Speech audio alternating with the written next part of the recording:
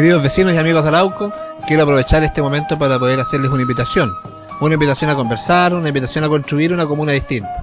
Vamos a hacer un trabajo inicial este día jueves 6 de octubre en el local Pub Restaurant Ídolos en la esquina de Blanco con calle Prat, donde podemos escuchar tanto tus inquietudes y podás poder escuchar también mis ideas y cuál es mi proyección. Espero que ese día me acompañes. Vamos a tratar temas desde el deporte, pasando por la cultura, el comercio, fomento productivo. Vamos a hablar también un poco de cómo desarrollar seguridad en nuestra comuna, y eso tiene que ir con tu palabra. Así que te invito, te espero ese día a las 20 horas. Muchas gracias.